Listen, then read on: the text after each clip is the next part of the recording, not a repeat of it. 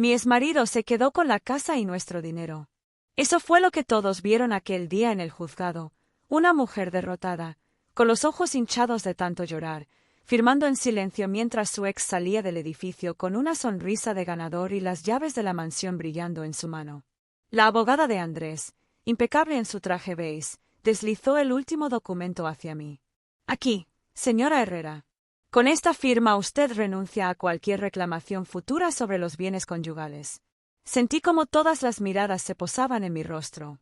La de Andrés, de triunfo. La de su madre, de desprecio. La de mi propio abogado, de preocupación, preguntándose si yo iba a seguir adelante con aquello. Yo no discutí. No lloré. No levanté la voz. Tomé la pluma con mano firme y firmé exactamente donde me indicaron. Firmé 1, 2, 3 veces. Cada trazo de tinta sobre el papel era, para los demás, una rendición absoluta. 2 veces. 3 veces. Cada trazo de tinta sobre el papel era, para los demás, una rendición absoluta. Para mí, era el cierre de una fase del plan. No te preocupes, Valeria, dijo Andrés, con esa voz dulce que usaba solo cuando quería humillar. Yo me encargo de todo. Tú, empieza de cero, ¿sí? Al menos te quedas con tu apellido. Su madre soltó una risita aguda. Deberías darle las gracias, hija. Pocos hombres son tan generosos después de un divorcio. Lo miré.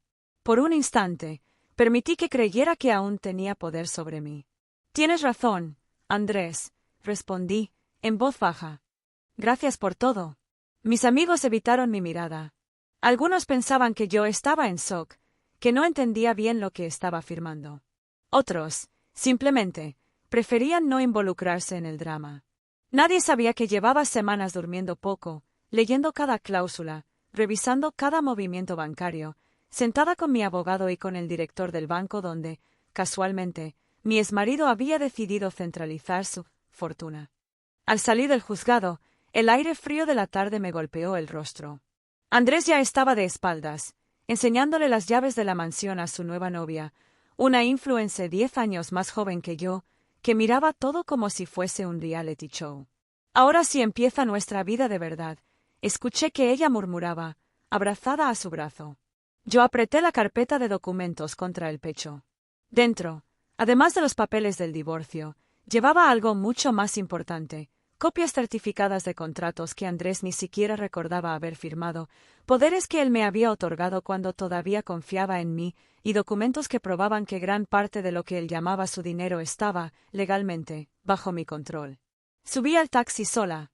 El conductor me miró por el retrovisor. ¿Todo bien, señora? Pensé en decirle la verdad, que acababa de ofrecer, delante de todos, la representación perfecta de una derrota, solo para que el acto final fuese inolvidable. Sí, respondí. Solo ha sido un día largo. Mientras el coche se alejaba del juzgado, abrí el celular y revisé los mensajes. Tenía uno del banco. Confirmamos la reunión de mañana a las 9. Traiga los documentos originales tal como hemos acordado. También tenía una nota más antigua, guardada en mis favoritos. Era un audio de Andrés, enviado meses atrás, cuando aún me necesitaba para cerrar un contrato importante. Val, firma tú los papeles. Eres mi apoderada. Sabes que sin tu firma el banco no mueve un centavo. Hazlo por nosotros. Lo había hecho por nosotros. Luego él decidió que ese nosotros era prescindible. El taxi pasó frente al portón de la mansión que, oficialmente, según el acuerdo de divorcio, quedaba para él. Vi cómo se detenía un camión de mudanza, cómo se bajaban cajas llenas de ropa de marca, muebles nuevos, cuadros que jamás habíamos elegido juntos. Andrés estaba redecorando su vida como si yo hubiera sido solo un mal gusto pasajero. Mentalmente, recordé esa frase que tantas veces había repetido. Tras el divorcio, mi exmarido se quedó con la casa y nuestro dinero, como si fuese el inicio de una historia contada por otra mujer. Sin mediar palabra, estampé mi firma en los documentos. Lo que nadie sabía era que, al día siguiente, a la misma hora en que él pensaba desayunar tranquilo en su nueva vida, yo estaría sentada frente al gerente del banco firmando un conjunto de órdenes que congelarían todas sus cuentas, bloquearían sus tarjetas y pondrían la mansión bajo revisión jurídica. Respiré hondo. Por fuera, Seguía siendo la exesposa dócil, derrotada, silenciosa. Por dentro, cada pieza ya estaba en su lugar. «Mañana», susurré, mirando por la ventana empañada del taxi. «Mañana la mansión cambiará de dueña. Y ni siquiera tendré que levantar la voz». Cerré los ojos y dejé que la ciudad pasara como un borrón de luces. Era el final de un matrimonio. Y el principio de su ruina. Mientras el taxi avanzaba, mi mente viajó al pasado, recordando cuando conocí a Andrés. En aquel entonces, yo no era la mujer que todos imaginan cuando escuchan exesposa de millonario. No había mansión, ni chofer, ni cenas en restaurantes con lista de espera. Había un estudio minúsculo con humedad en las paredes que dejaba un olor a encierro y tierra mojada en mis pocas pertenencias, 2 trabajos mal pagados que me consumían el alma y una lista de sueños doblada dentro de mi cartera, tan gastada en los bordes que las palabras empezaban a borrarse. Trabajaba como asistente contable en una pequeña empresa de transportes, un lugar gris donde el polvo se posaba sobre las pilas de folios con una paciencia infinita. Mi mundo eran planillas que nunca cuadraban del todo, facturas con sello de urgente, números rojos que sangraban en los balances y cafés recalentados que sabían a derrota. La primera vez que vi a Andrés, él irrumpió en esa monotonía como un rayo de sol artificial. Entró en la oficina como si ya fuera dueño del lugar, desplegando una confianza que el espacio no merecía, aunque en ese momento solo venía a pedir una prórroga para pagar una deuda.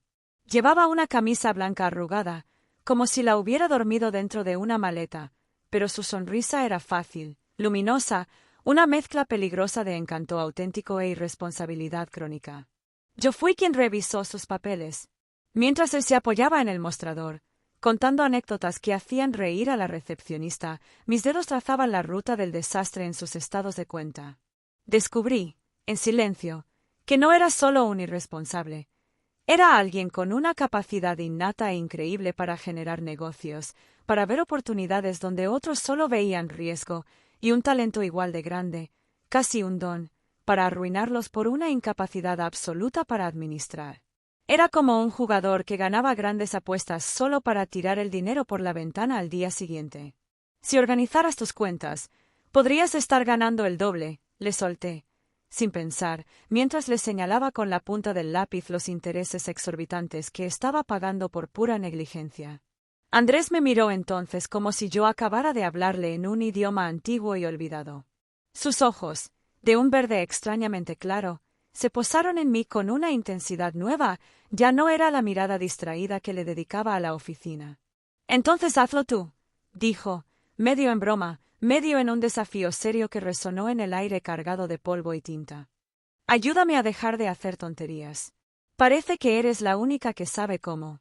Así empezó todo, no con flores perfumadas o cenas románticas, sino con facturas atrasadas que apestaban a ansiedad y con llamadas de cobradores que sonaban a las 7 de la mañana.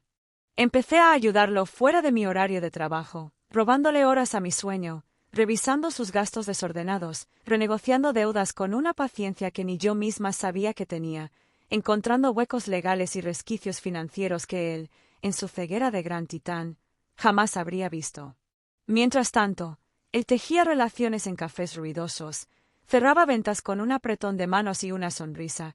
Era el rostro amable y magnético que encantaba a los clientes y los hacía sentir como si estuvieran haciendo el negocio de su vida. Poco a poco, casi sin darnos cuenta, la balanza se inclinó. Él pasó de ser el deudor desesperado y simpático a un pequeño emprendedor con el viento a su favor. Yo pasé de la asistente invisible, la sombra detrás del mostrador, a la que está siempre detrás de Andrés, el susurro necesario en su oído antes de cada decisión. Algunos amigos, los que nos veían trabajar juntos, nos llamaban el cerebro y la sonrisa. A mí, en la intimidad de mis pensamientos, me gustaba creer, con una fe ingenua que ahora me duele recordar, que éramos un equipo. Un verdadero equipo. Cuando nos casamos, lo hicimos con anillos baratos que se empañaban con la humedad y una promesa sincera que creímos a prueba de balas. Todo lo construiremos juntos. Yo, como acto de fe supremo, vendí el pequeño apartamento que había comprado con la herencia áspera y dolorosa de mi padre, todo lo que me quedaba de él, para invertir hasta el último céntimo en el primer local de la empresa de Andrés. Firmamos papeles donde constaba, en letra clara y burocrática, que él sería el administrador público, la cara, y yo la apoderada general, las manos que moverían los hilos desde la sombra. En ese momento, con el corazón inflamado de futuro, no vi ningún peligro en esa distribución. No leí la letra pequeña de nuestra propia historia. Éramos nosotros contra el mundo. Una fortaleza de dos. Con los años, la empresa creció, hinchada por el éxito y la ambición.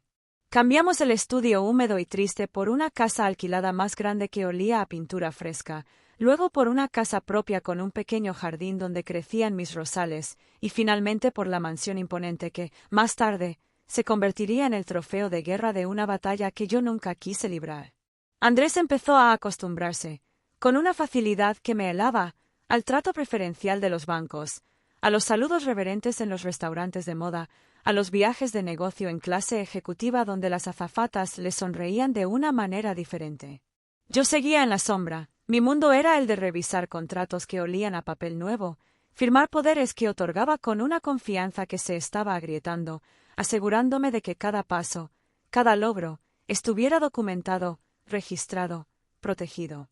Era la arquera de un castillo cuyo rey empezaba a olvidar que las paredes no se sostenían solas. Lo extraño, lo que todavía me sorprende, es que el primer cambio no lo noté en él, con sus trajes nuevos y su horario cada vez más lleno, sino en mí. En el eco de mis propios pasos por los pasillos de nuestra casa cada vez más grande. Un día, al salir de una reunión particularmente compleja en el banco, donde había negociado con uñas y dientes una línea de crédito importante que él necesitaba como el aire, el director, un hombre serio de gestos medidos, me acompañó hasta la puerta de roble y dijo con una voz que no admitía réplica: «Señora Herrera, usted es la única persona que entiendo en esta empresa. Su marido es carismático, sin duda, pero usted es la que manda de verdad. La que tiene las llaves». Me reí, un sonido incómodo que se me atragantó en la garganta. No se confunda. Él es el dueño de todo, el visionario. Yo solo ayudo, pongo orden. El director me sostuvo la mirada por un segundo más de lo socialmente aceptable, y en sus ojos no había cortesía, solo un frío reconocimiento de la verdad. «Los papeles», dijo, y cada sílaba cayó como una losa, «dicen otra cosa». En casa, mientras Andrés hablaba por teléfono en la terraza, riendo a carcajadas con algún cliente o algún nuevo amigo, esa frase empezó a girar en mi mente como una rueda silenciosa pero imparable. «Los papeles dicen otra cosa». Esas 5 palabras se convirtieron en un mantra que resonaba en la oscuridad, mientras yo revisaba una y otra vez las copias de los documentos que guardaba bajo llave en mi estudio.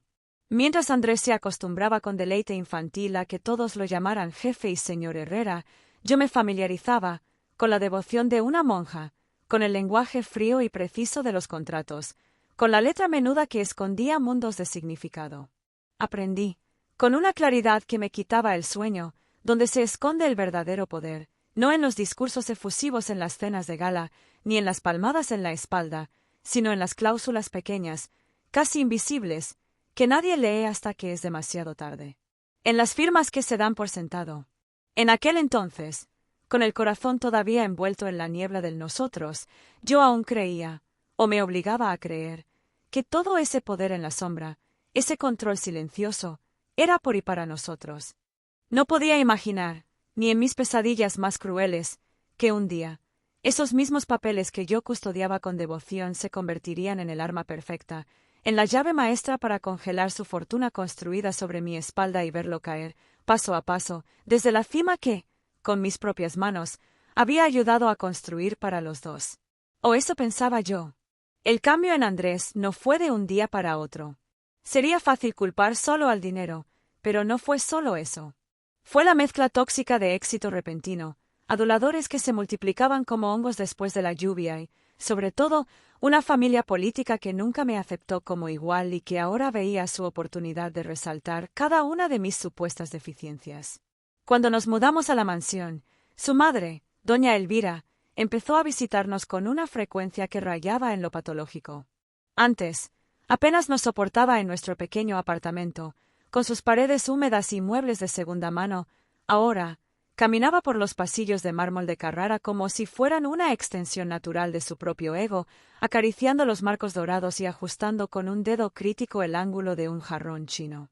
Nunca imaginé que mi hijo llegaría tan lejos, suspiraba, pasando la mano por las barandillas brillantes con ademán de propietaria.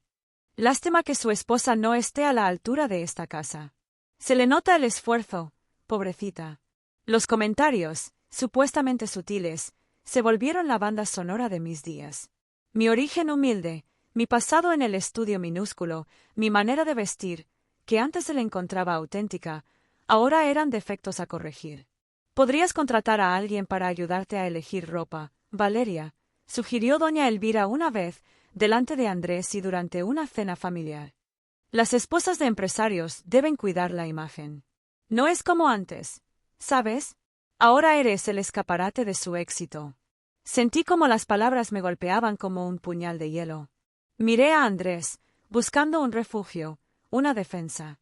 Al principio, me defendía tímidamente, con la voz aún cargada de nuestro pasado compartido. «Mamá, por favor, déjala. Valeria es perfecta así. Es parte de su encanto». Pero con el tiempo, esas defensas se fueron diluyendo, reemplazadas por risas cómplices entre madre e hijo. Empecé a capturar sus miradas de complicidad cuando yo cometía algún pequeño error social en los eventos a los que ahora estábamos obligados a asistir. Una palabra pronunciada con un acento demasiado común, una copa de vino derramada inconscientemente por los nervios, un vestido que, aunque elegante, no llevaba la etiqueta correcta. Cada desliz mío era un secreto a voces que ellos compartían con una sonrisa condescendiente.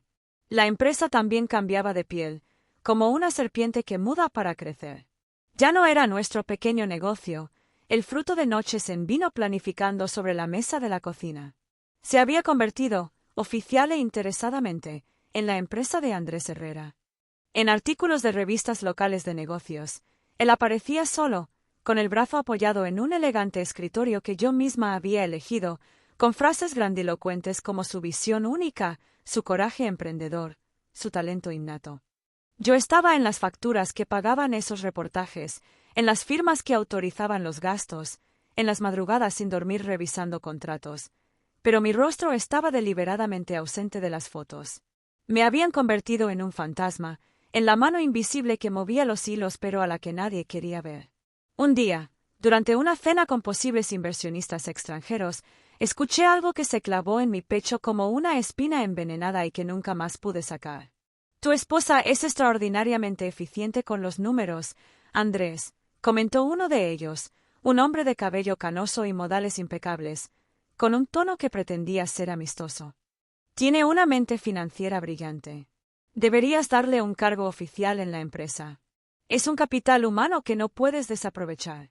Andrés se rió, un sonido forzado que cortó el aire como un cristal roto. Bebió un sorbo de vino y me lanzó una mirada rápida, casi de advertencia. «Oh, no se confundan», dijo, con esa sonrisa deslumbrante que tanto le gustaba usar. «Valeria es mi apoyo en casa, mi pilar.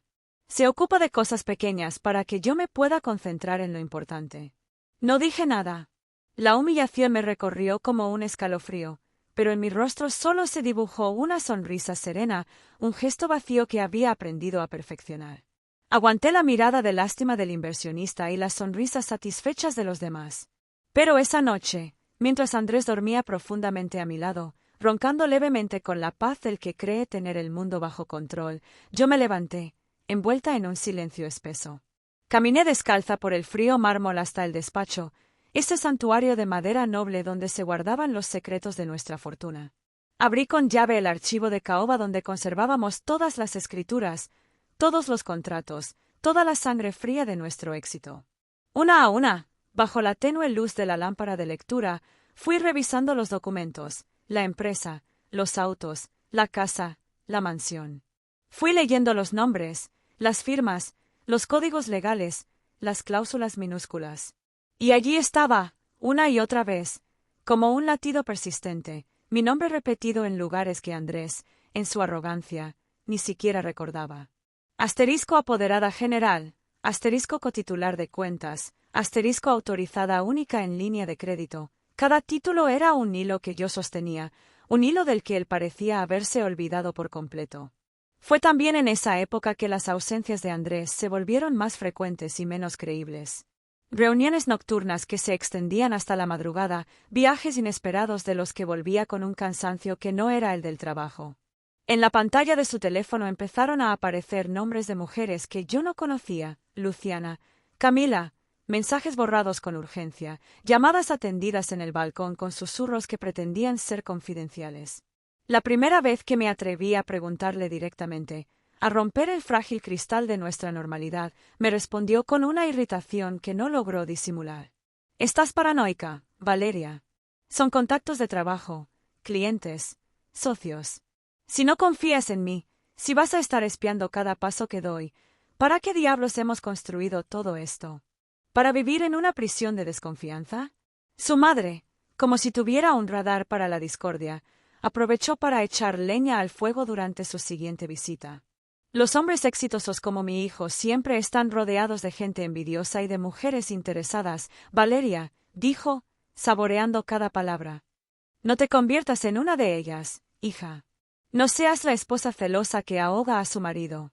Aprende a estar a su altura, o terminarás por quedarte atrás». Me callé. Tragué saliva junto con mi orgullo herido.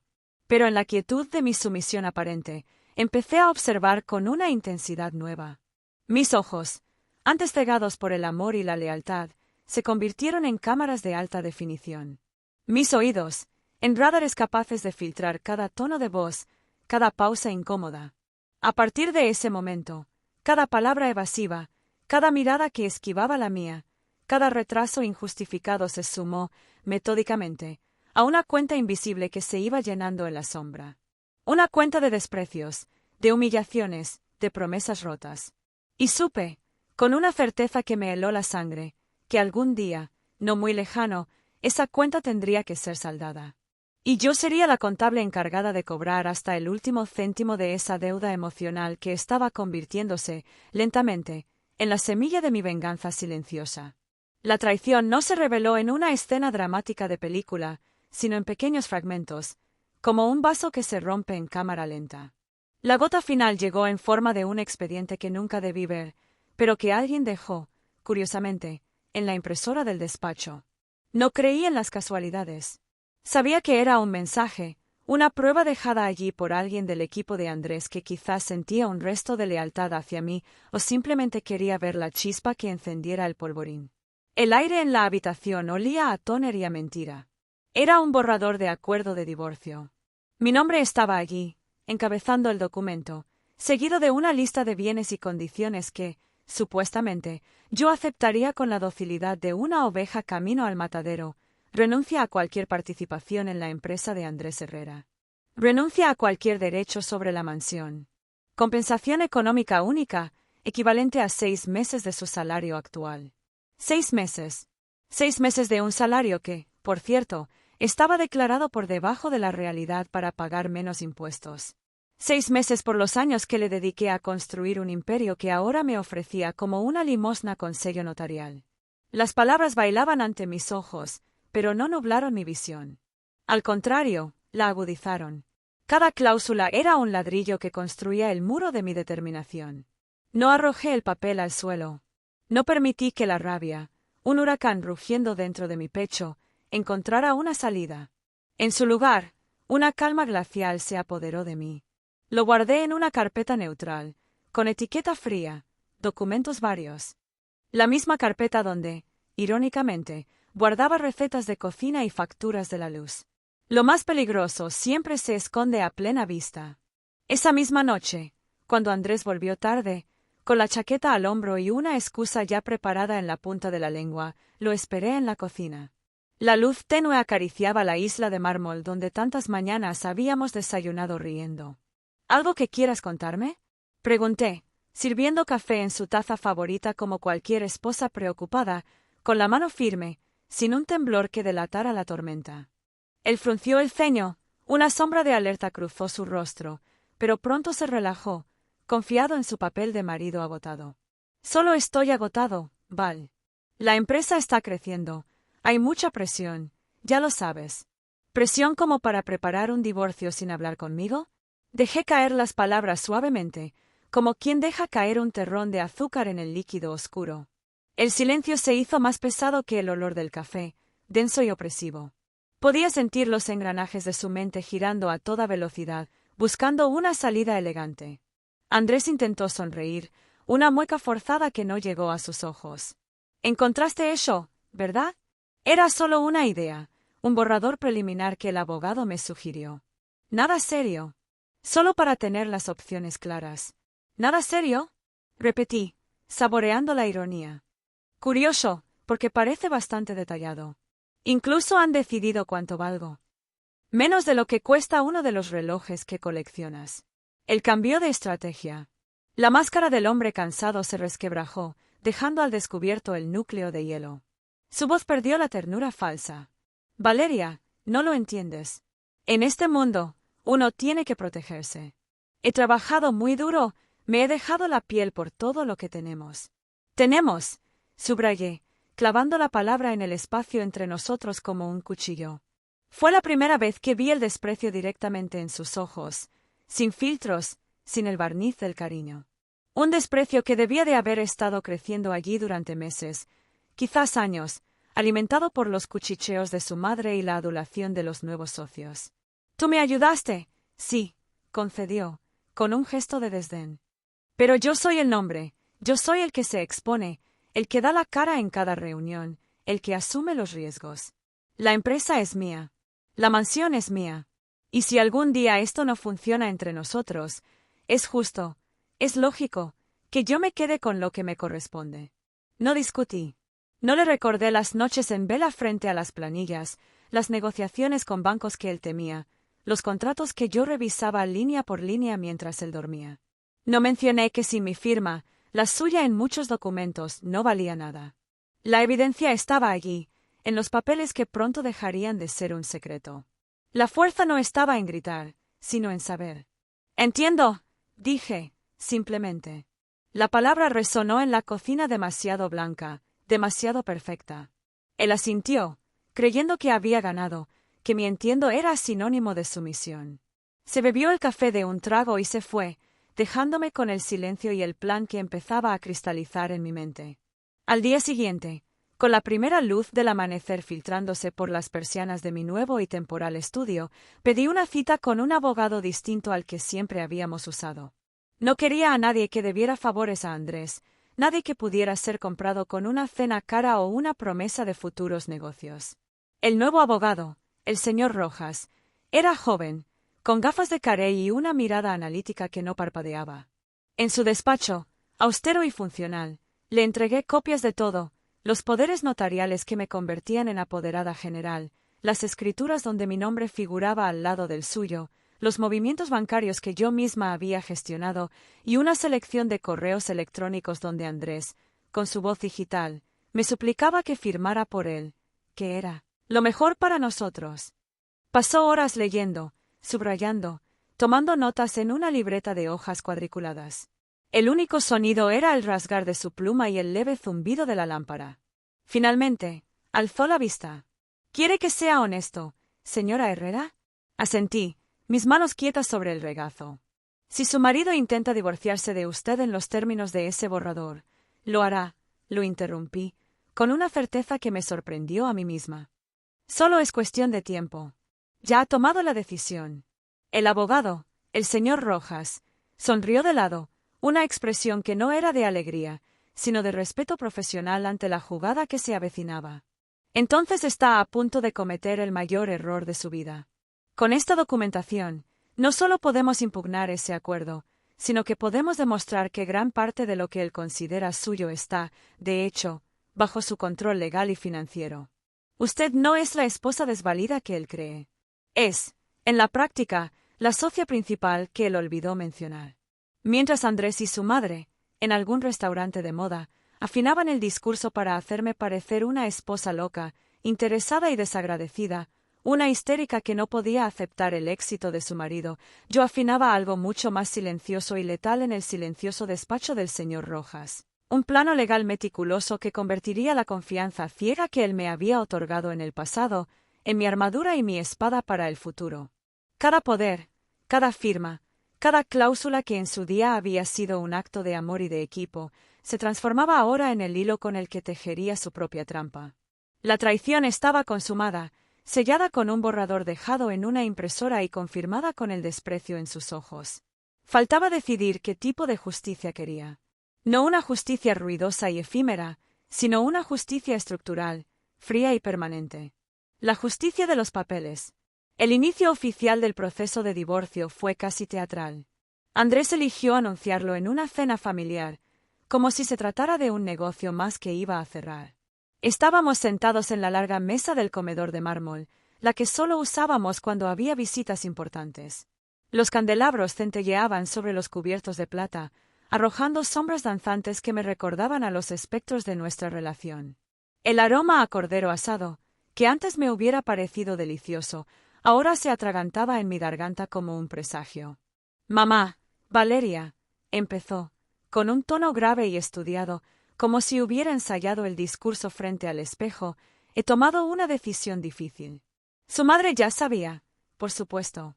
Había sido parte del plan desde el principio. Se colocó dramáticamente la mano en el pecho, y sus ojos, fríos como el acero, se posaron sobre mí con una mezcla de triunfo y desdén.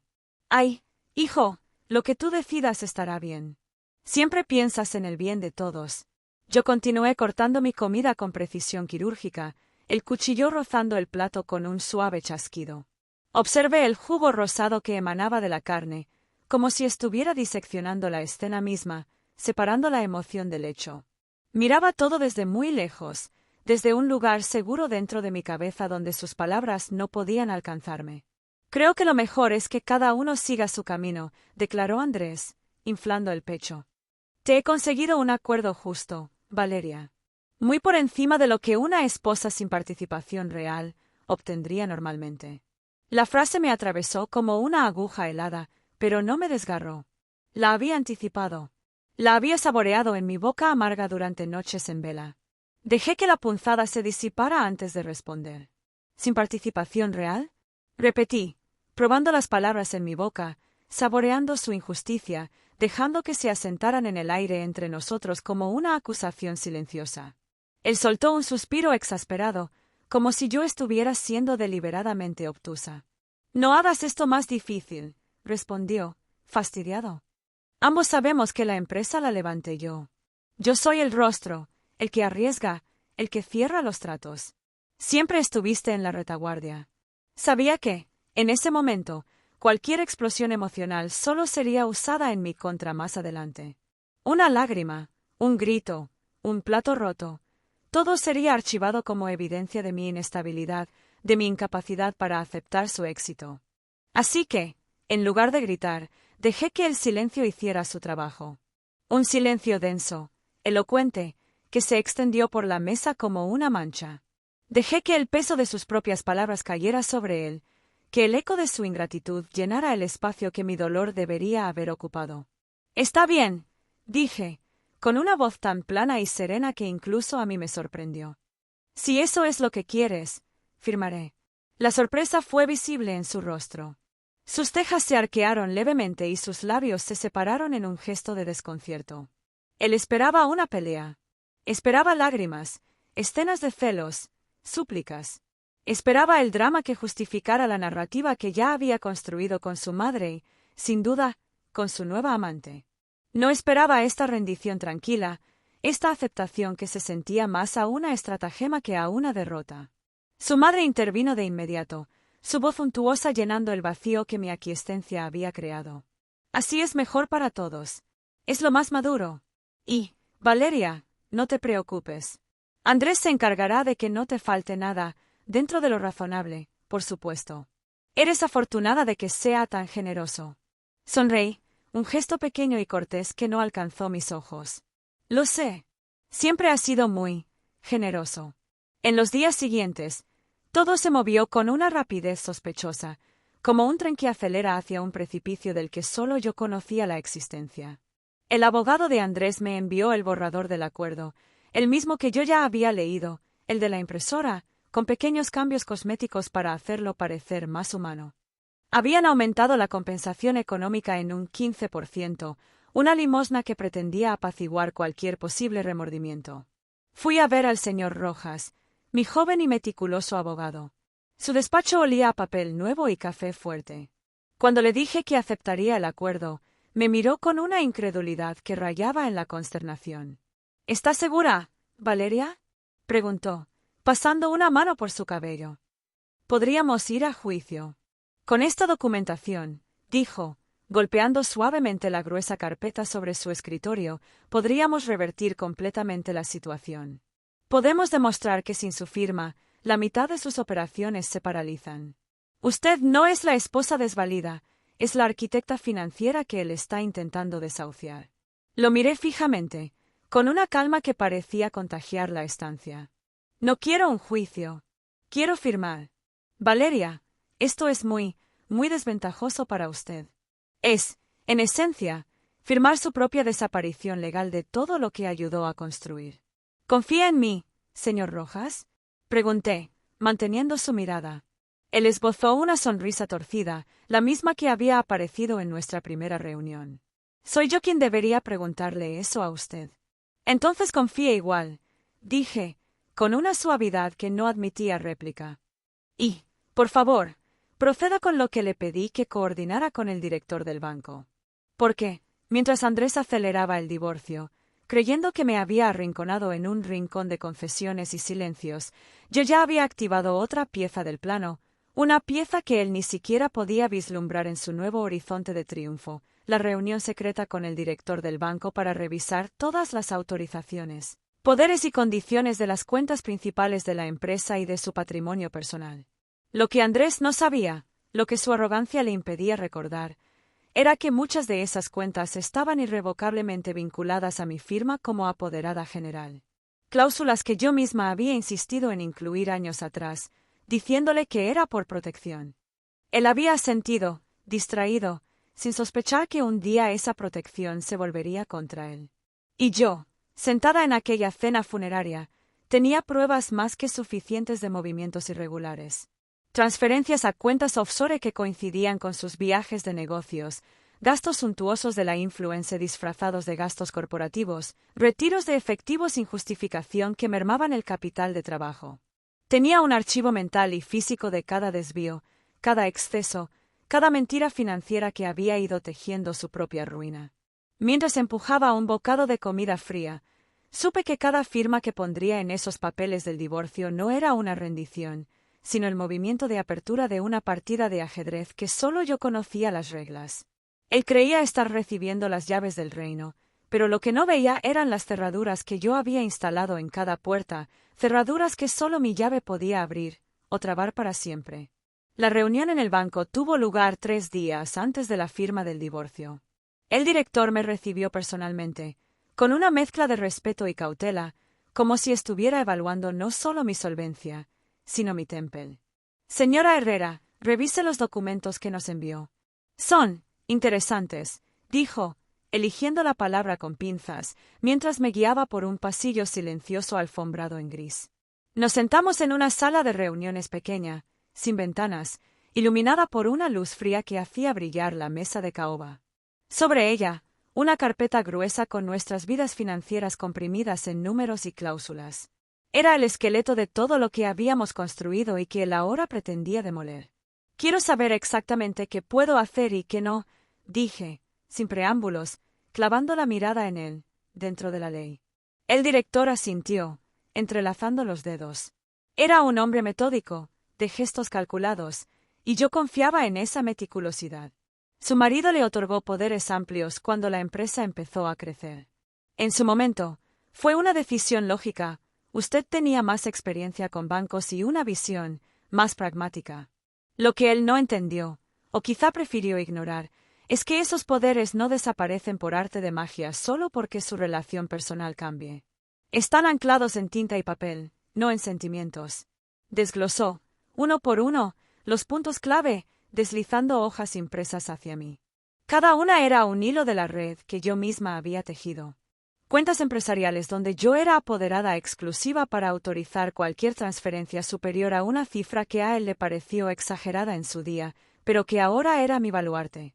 Cuentas personales, aquellas de las que extraía el dinero para sus caprichos con la influence, donde mi firma era necesaria para modificar condiciones o cerrarlas. Líneas de crédito garantizadas con la mansión, donde mi consentimiento era imprescindible para cualquier refinanciación. La mansión que él ya consideraba su trofeo, pero que legalmente aún tenía mis huellas digitales en todos sus cimientos.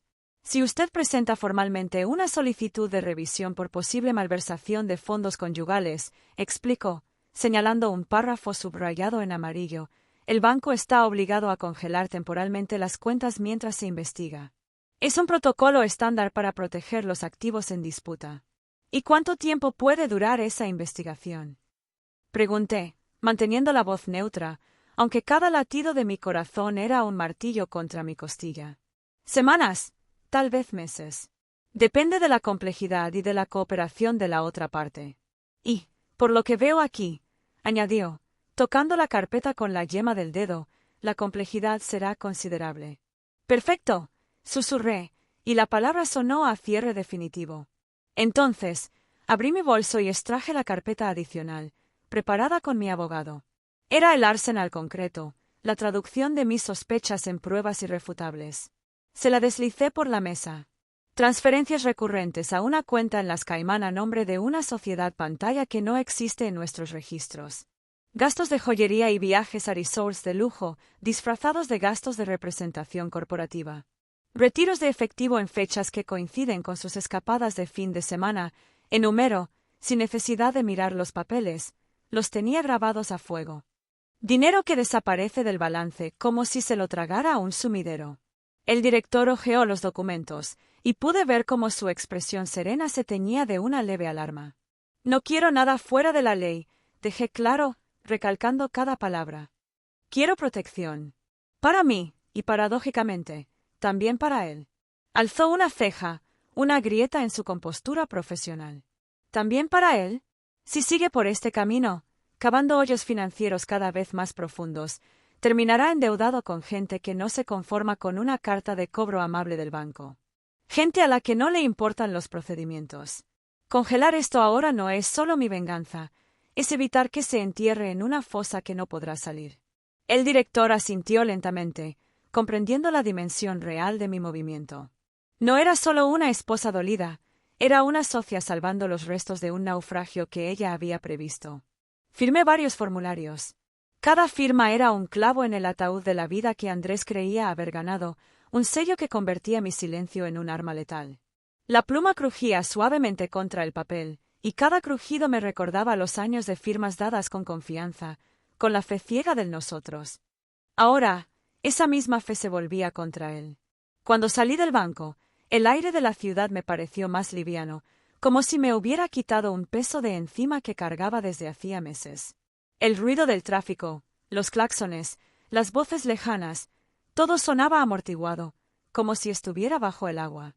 Sabía que, a partir de ese momento, una cuenta regresiva había comenzado. Un tic-tac silencioso que solo yo escuchaba. Andrés, mientras tanto, celebraba en su burbuja de ignorancia. Lo supe por las fotos que, casi por inercia, revisé en el taxi, imágenes borrosas de cenas en restaurantes de lujo, brindis con copas de champán, comentarios de sus amigos sobre el inicio de una nueva etapa y la valentía de soltar lastre.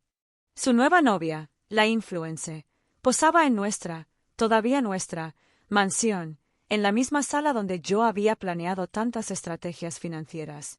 Ella escribía frases motivacionales sobre cerrar ciclos y sanar, sin saber que el ciclo que estaban a punto de cerrar los estrangularía a ambos. No respondí a ninguna provocación. Dejé que cada like, cada comentario, cada historia efímera fuera un ladrillo más en el muro de su propia ingenuidad. En casa, en medio de los espacios que pronto dejaría, empecé a guardar discretamente mis cosas más importantes en una maleta escondida en el armario. No eran muchas, pero eran mías. Los documentos personales que me vinculaban a una historia anterior a él, mi partida de nacimiento, el título universitario que conseguí trabajando de día y estudiando de noche. Los recuerdos de mi padre, un reloj de bolsillo que ya no funcionaba pero que guardaba su hora exacta. Joyas sencillas, sin marcas lujosas, pero que contenían el peso de momentos genuinos. No quería que nada de eso quedara contaminado en una casa que pronto se convertiría en el escenario de una ruina pública, en el decorado de su humillación. Cada objeto rescatado era un pedazo de mí que reclamaba. La noche antes de la firma, me miré en el espejo del baño, bajo la luz tenue que realzaba las sombras bajo mis ojos. No vi a una víctima. Vi a una mujer cansada, sí, con el rostro marcado por las batallas silenciosas y las noches en vela revisando contratos. Pero también vi una paz extraña, la calma del estratega que ha movido todas sus piezas y ahora solo espera el desarrollo inevitable del juego. Los ojos que me devolvían la mirada ya no tenían rastro de la duda o el miedo que Andrés esperaba encontrar. «Mañana», me dije en voz baja, mientras el agua corría en el lavabo como un susurro lejano, «te van a dar por muerta». Una sonrisa leve, casi imperceptible, se dibujó en mis labios. No era una sonrisa de alegría, sino de quieta certeza. Que disfruten el velorio. Porque no sabían, no podían ni siquiera imaginar, que el cadáver que iban a enterrar bajo su desprecio y su arrogancia era, en realidad, una trampa perfectamente colocada. Yo era la quietud antes del terremoto, el silencio que precede al estallido. Y mientras ellos se preparaban para mi funeral, yo ya estaba escribiendo el epitafio de su fortuna. El día de la firma del divorcio transcurrió exactamente como lo había anticipado. Él llegó con traje nuevo, corbata perfectamente ajustada, la madre del brazo y la nueva novia esperando en el coche. Yo llegué sola, con vestido sencillo, coleta baja, carpeta en la mano. Su sonrisa era amplia, despreocupada, la de un hombre que cree estar recogiendo los frutos de una victoria merecida. Me imaginé su rutina matutina, elegir esa corbata con esmero, quizás mirarse al espejo y ensayar la pose de hombre liberado, exitoso, que deja atrás un lastre. La escena estaba tan cuidadosamente orquestada que casi podía saborear la artificialidad en el aire. Yo llegué sola, vestido sencillo, coleta baja, carpeta en la mano. No era una elección casual. El vestido, de un gris neutro, era la antítesis de los colores vibrantes que solía usar para acompañarlo a sus eventos. La coleta baja mantenía cada hebra de cabello en su sitio, tan controlada como mis emociones. La carpeta, de cartón sencillo, era el arca de la alianza que contenía no solo los papeles de mi aparente rendición, sino la semilla de su ruina. Cada detalle era una palabra en el silencioso discurso que estaba pronunciando. Mi abogado me recibió en la entrada. Su rostro era un mapa de arrugas de preocupación. «¿Aún quieres seguir con esto?», susurró, su voz un hilo de duda en el gélido vestíbulo. «Es su última oportunidad para cambiar de idea. Podemos argumentar coacción, insuficiencia del acuerdo». Lo miré, permitiendo que por un segundo viera la fría resolución en mis ojos. No había rastro de la niebla del dolor, solo la claridad del acero.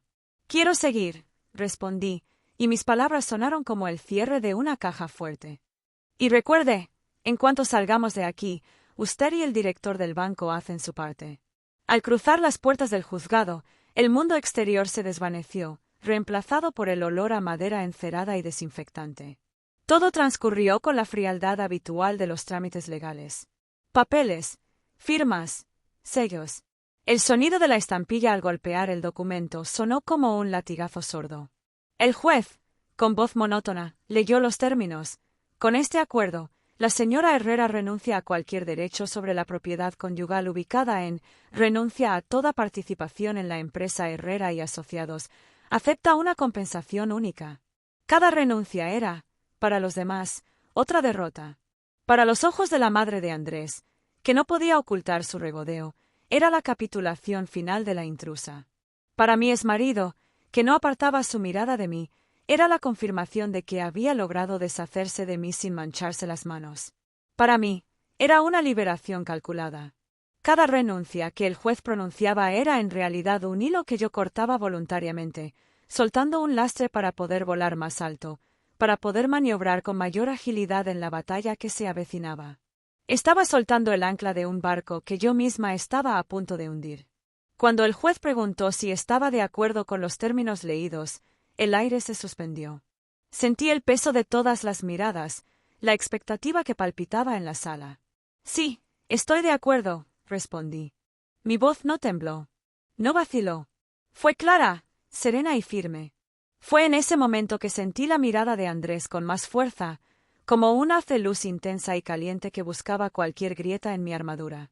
Una parte de él, la misma que disfrutaba del drama y la sumisión, todavía esperaba algún tipo de arrebato, una súplica de última hora, una lágrima que le diera el sabor amargo pero dulce de la victoria total. No lo obtuvo. No hubo drama, no hubo súplicas.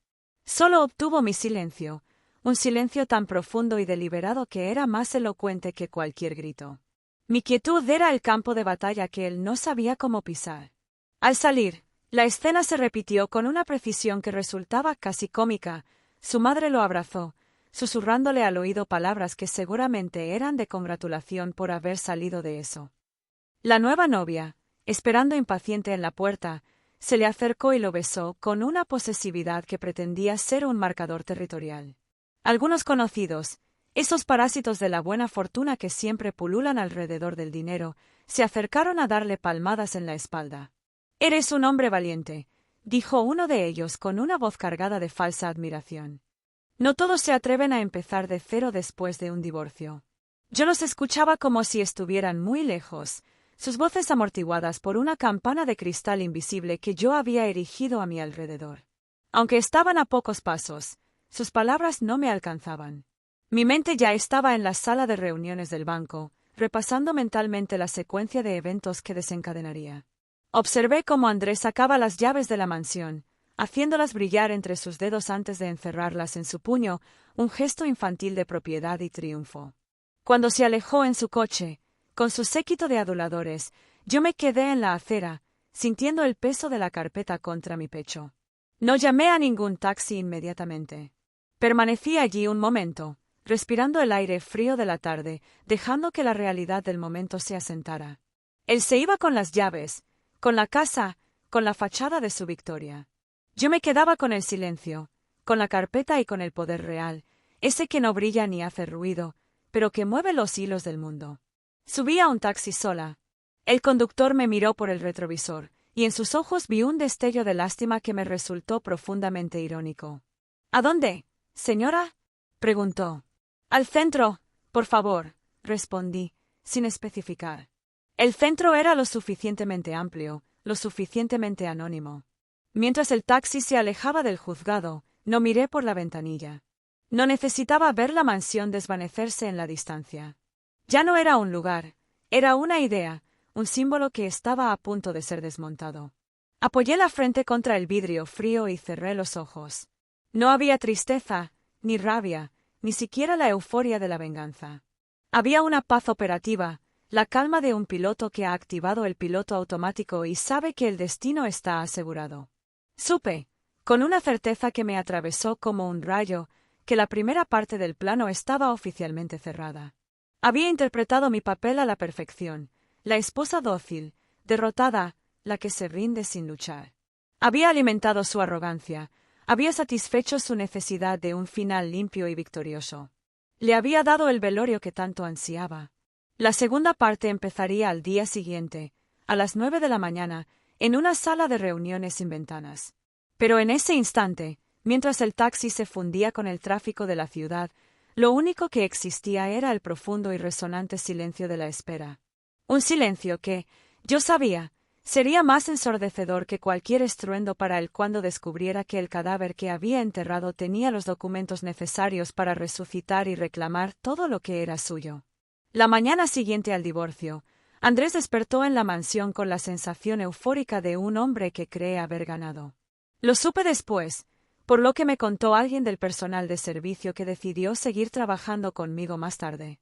Me imaginé cada detalle con una nitidez que casi podía saborear, los rayos de sol filtrándose entre las pesadas cortinas de seda, el crujido de las sábanas de algodón egipcio mientras se estiraba, la sonrisa amplia y satisfecha que debió dibujarse en su rostro al recordar mi silencio de ayer. Ese silencio que él interpretó como rendición. Pidió desayuno en la terraza, hizo llamadas orgullosas, habló de reformar el jardín para hacer una fiesta de nueva vida. Se veía a sí mismo como un fénix renaciendo de las cenizas de nuestro matrimonio, sin entender que las cenizas en las que se estaba revolcando eran las suyas propias. Mientras tanto, yo me sentaba en la silla frente al director del banco, con una carpeta de documentos originales sobre la mesa de caoba brillante. El aire olía a limpio, a café recién hecho y a poder discreto. Bien, señora Herrera, dijo él, ajustándose las gafas. Según lo acordado, procederemos a activar el protocolo de revisión de cuentas asociado a los poderes que usted ostenta. De forma oficial, el banco no congela por venganza, sino por prudencia. Asentí, manteniendo las manos quietas sobre el frío cuero de la carpeta. No había espacio para la emoción aquí, solo para la precisión. Y es exactamente lo que quiero, prudencia. Firme más formularios. El clic de la pluma se convirtió en un metrónomo silencioso que marcaba el ritmo de su desmoronamiento. Cada rúbrica era un clavo más en el ataúd de su arrogancia. Mientras la tinta se secaba, en otra parte de la ciudad, casi al mismo tiempo, Andrés intentó pagar una compra sencilla con su tarjeta principal. Operación rechazada. Probó con otra. Rechazada. Me lo imaginé frunciendo el ceño, mirando la terminal del establecimiento como si le estuviera jugando una mala pasada. La confusión inicial, luego la irritación creciente. Seguro es un problema del sistema, se justificó ante la cajera, con esa sonrisa condescendiente que usaba cuando el mundo no se doblegaba a su voluntad. Cuando llamó al banco, le informaron, con voz amable pero firme, que algunas operaciones estaban temporalmente restringidas por una revisión interna, que debía presentarse para aclarar ciertos movimientos, que, por el momento, las transferencias de altos montos estaban bloqueadas. Escuché, a través del informe que me llegaría más tarde, el tono de perplejidad en su voz, el primer atisbo de incomodidad. Eso fue solo el inicio. El primer grillo en la pared de su fortaleza. Las cuentas empresariales, donde él jugaba a ser el gran proveedor de servicios, quedaron bajo observación. Una parte de los créditos fue congelada. Algunos pagos que esperaban salir ese mismo día fueron retenidos. Lo que, para el banco, era un acto rutinario de control, para Andrés significó una serie de incendios simultáneos, clientes llamando, proveedores enfadados, cheques que rebotaban. Su teléfono, el mismo que ayer usaba para celebrar, comenzó a convertirse en un instrumento de tortura. Cada tono de llamada era una nueva demanda, cada mensaje un recordatorio de que su imperio de papel se deshacía con la primera ráfaga de viento real. Yo, por mi parte, había presentado una solicitud formal al juez de familia para revisar el acuerdo de divorcio a la luz de los nuevos hallazgos financieros. No para revertirlo completamente, sino para asegurar medidas cautelares sobre la mansión, alegando que estaba comprometida como garantía en varias operaciones dudosas.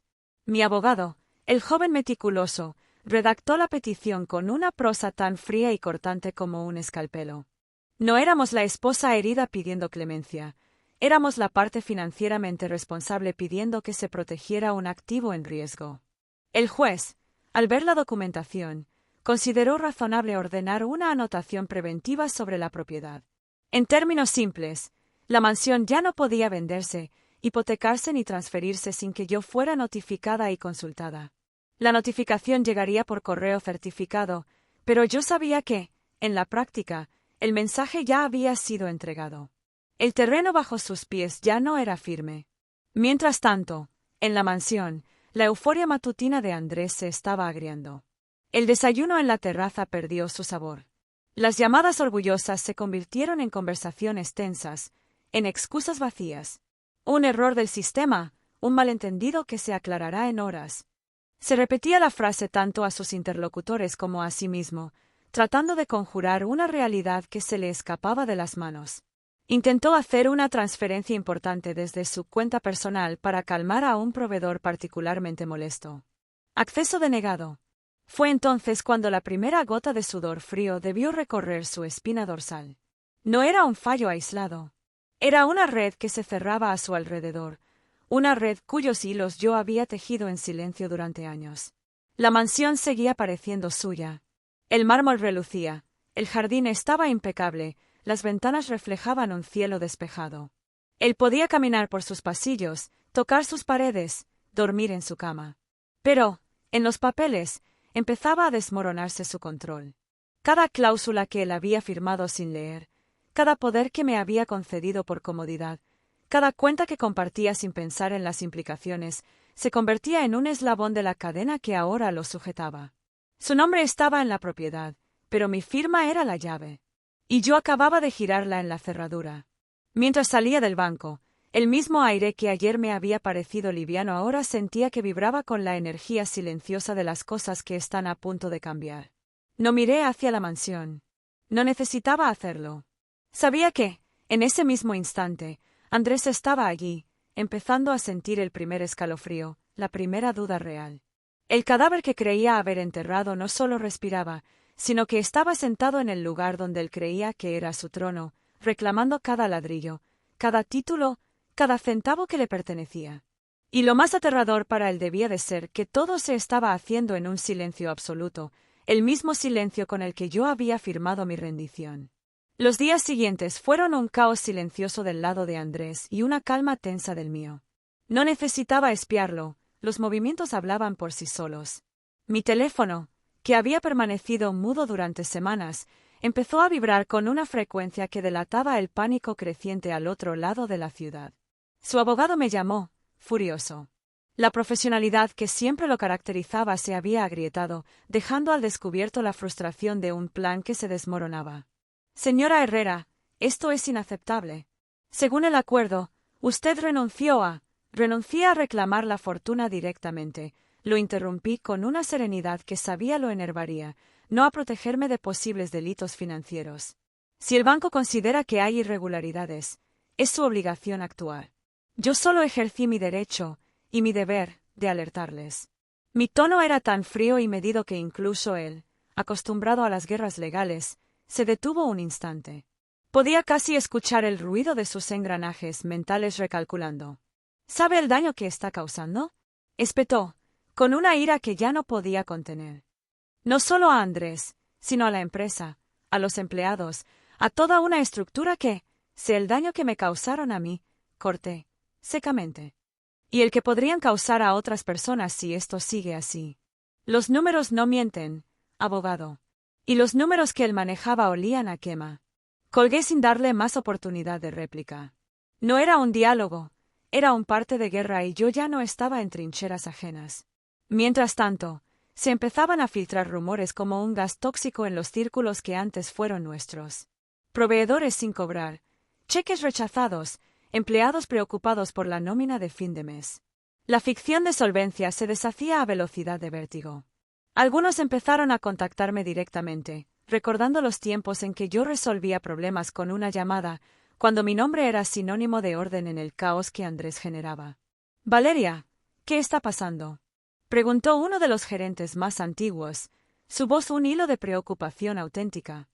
Andrés dice que es un fallo técnico del banco, que se solucionará en horas, pero los rumores, lo que está pasando, respondí con cautela, eligiendo cada palabra como si fuera una pieza de un tablero de ajedrez, es que el banco está haciendo su trabajo. Y que ustedes, todos los que de verdad sudaron por esto, deberían guardar todos los correos y comprobantes que tengan. Por si acaso, para cuando les pidan cuentas. No dije más. No hizo falta. El silencio incómodo al otro lado de la línea era más elocuente que cualquier discurso. Estaban entendiendo. La persona a la que siempre habían acudido cuando los números no cuadraban ahora les estaba advirtiendo que se protegieran. El mensaje era claro. El barco se hundía y el capitán no solo lo negaba, sino que seguía tocando el violín en la proa. En la mansión, la situación empezó a dejar de ser tan glamorosa. El escaparate de su nueva vida se empañó rápidamente. La nueva novia, esa influencer de sonrisa perpetua y poses estudiadas, ya no subía tantas fotos desde nuestra terraza. Sus redes sociales, antes un torrente de stories en la piscina y desayunos en la cama de mármol, amanecieron extrañamente silenciosas. Los viajes planificados a Tulum se pospusieron indefinidamente por temas de trabajo urgentes. El sueño se estaba agrietando y la realidad, áspera y fría, se filtraba por las rendijas. La madre de Andrés, que adoraba presumir de hijo exitoso por los salones de la alta sociedad, comenzó a hacer llamadas airadas a todo su círculo, sembrando su versión envenenada. Me llegaron ecos de sus comentarios. Una es resentida que no sabe aceptar el final de un matrimonio, una mujer mezquina que prefiere verlo todo arder antes de dejar que él sea feliz. Intentaba, desesperadamente, controlar la narrativa, convertir su derrota financiera en mi derrota moral. Pero su auditorio ya no era tan receptivo. El olor a quiebra aleja más a la gente que el olor a escándalo.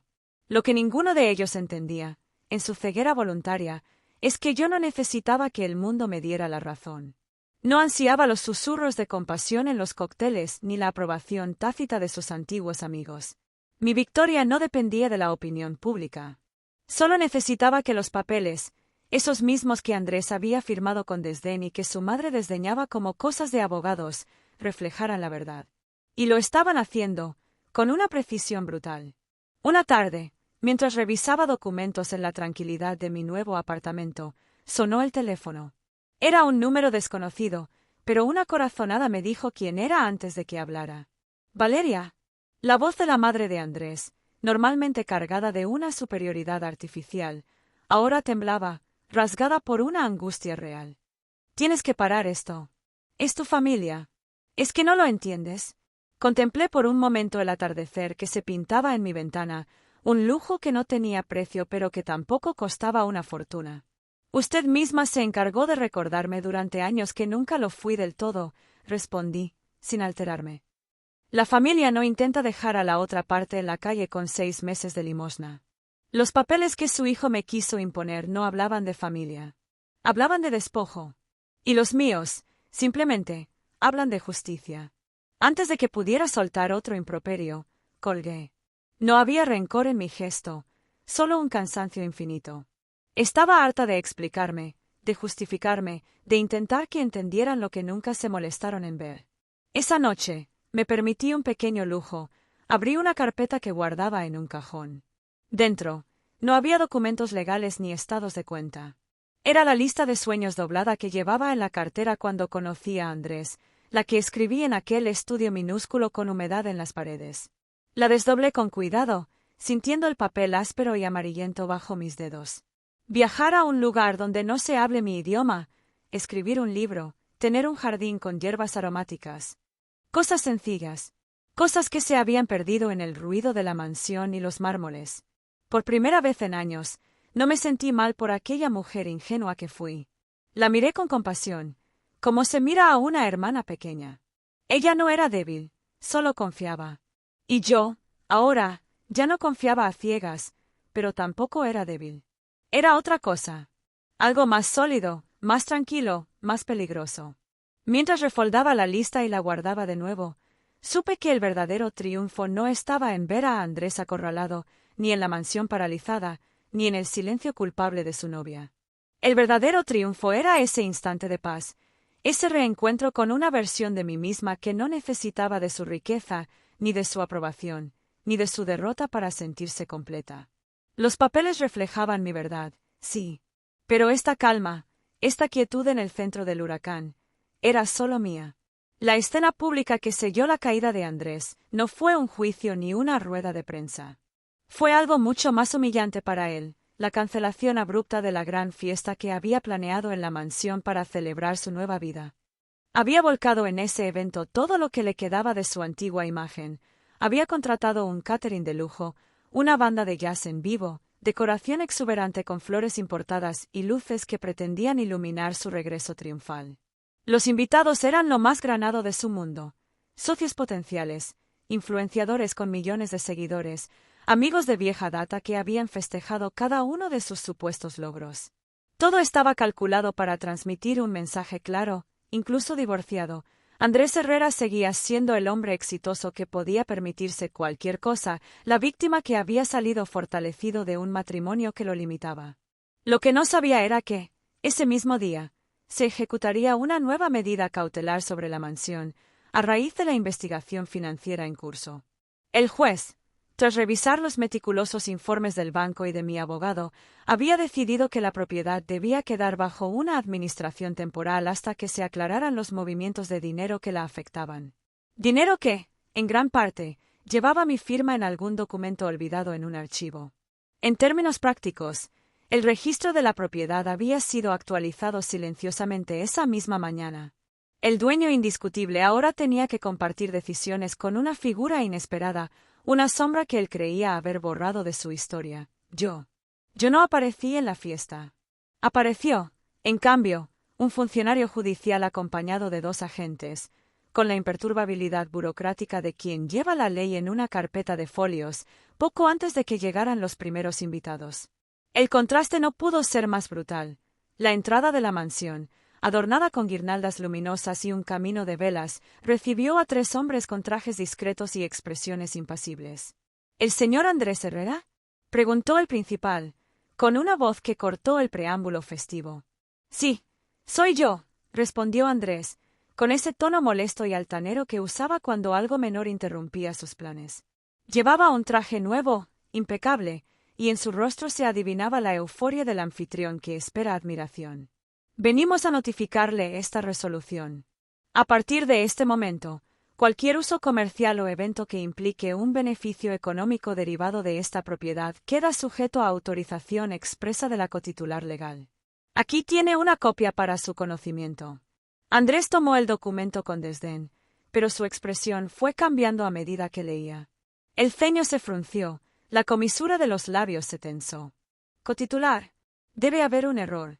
Esta casa es mía, está en el acuerdo de divorcio, argumentó, alzando la voz lo suficiente para que los empleados que preparaban la recepción pudieran oírlo.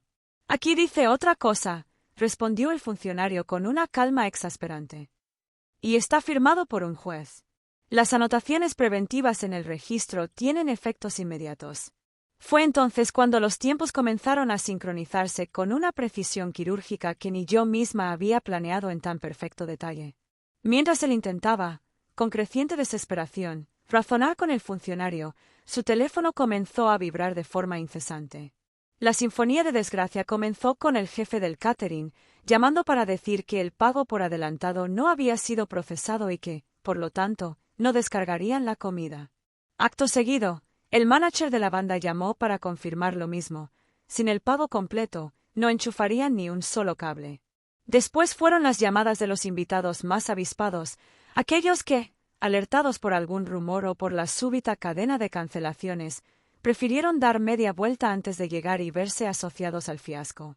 Algunos, sin embargo, más curiosos que prudentes, llegaron justo a tiempo para ser testigos del espectáculo, vieron a Andrés con el rostro enrojecido, discutiendo acaloradamente con el funcionario que permanecía impasible, a la nueva novia, pálida y al borde de un ataque de nervios, retorciendo las manos con un vestido demasiado elegante para la circunstancia, y a su madre, intentando imponer su autoridad como si el mundo aún debiera inclinarse ante su apellido. «Esto es una trampa de esa mujer», gritó ella, señalando con un dedo tembloroso hacia la nada, como si yo pudiera materializarme allí para recibir su odio.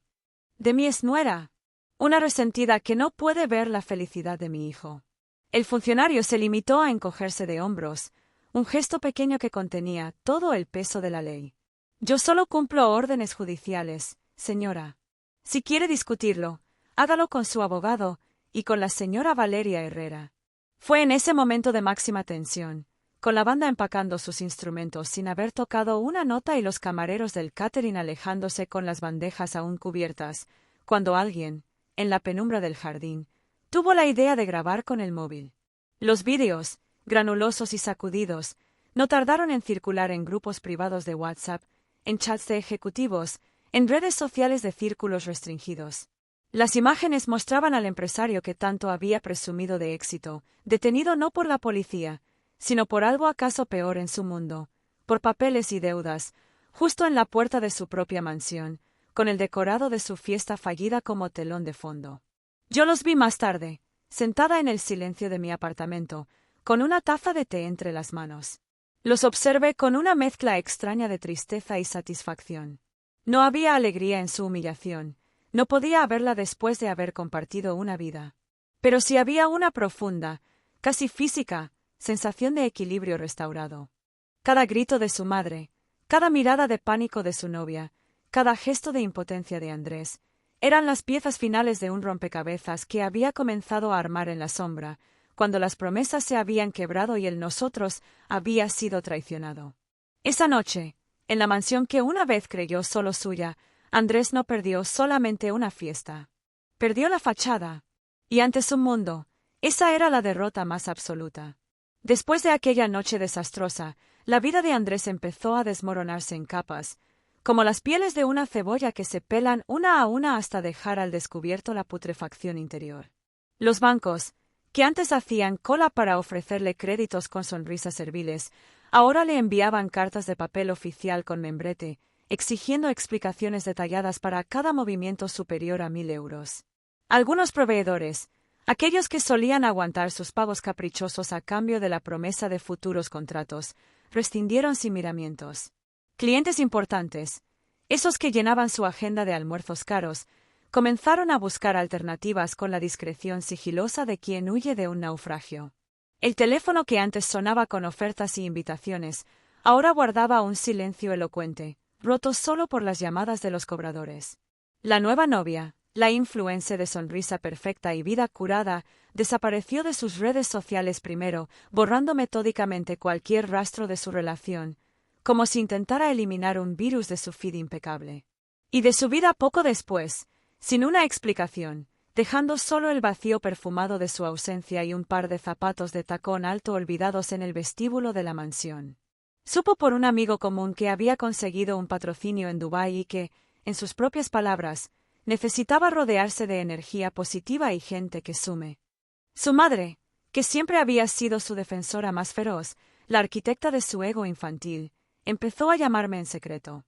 Su voz, antes cargada de desprecio, ahora tenía un temblor suplicante. Valeria, hija, no puedes hacerle esto a tu exmarido. Está desesperado. No come, no duerme. He tenido que llevarle yo misma la comida porque ha despedido al servicio. La escuchaba sin prisa, con el teléfono apoyado en el hombro mientras regaba las plantas de mi balcón. No le estoy haciendo nada, respondí, con una calma que sentía genuina. Solo dejé de protegerlo de sus propias decisiones. Él firmó cada uno de esos papeles, Clara. Él me pidió que me ocupara de todo porque no quería ensuciarse las manos con los detalles aburridos. Ahora tiene que lidiar con el aburrimiento de sus actos. Mi vida, en contraste, parecía extrañamente sencilla, como un río que, tras una inundación violenta, vuelve a su cauce natural. Me mudé a un apartamento más pequeño, pero luminoso, en un barrio tranquilo donde los vecinos se saludaban por el nombre y nadie miraba con lupa la marca de mi bolso. Por las mañanas, el sol entraba a raudales por la ventana de la cocina, iluminando la madera clara de la mesa donde desayunaba sin prisas.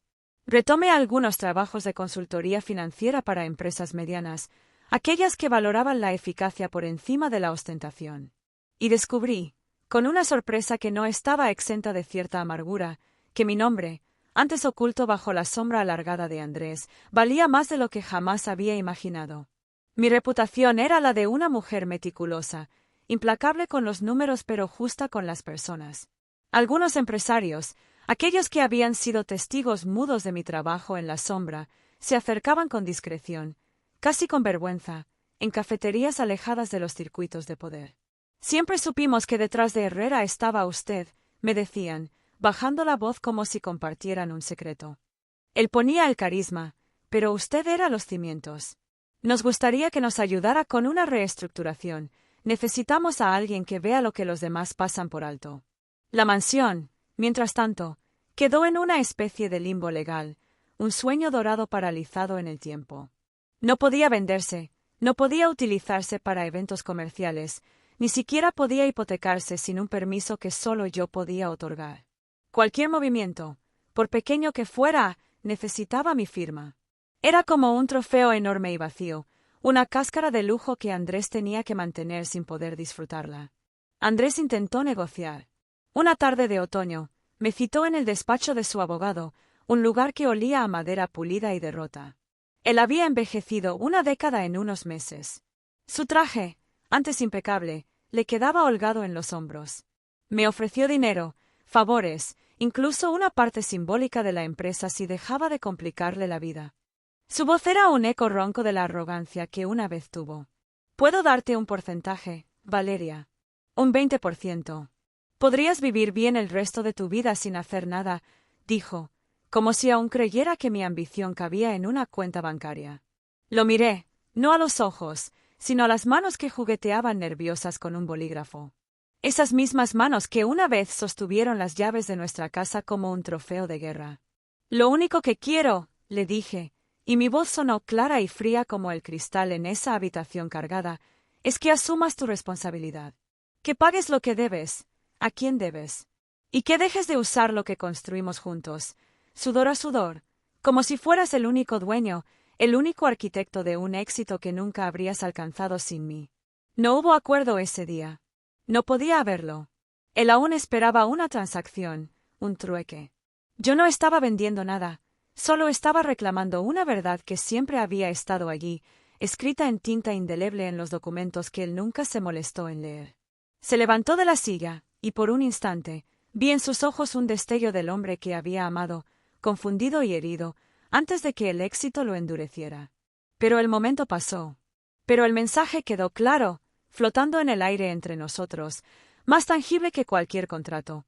Yo no era la exesposa desesperada que él había imaginado, la mujer derrotada que se conformaría con las migajas de un banquete que ella misma había cocinado.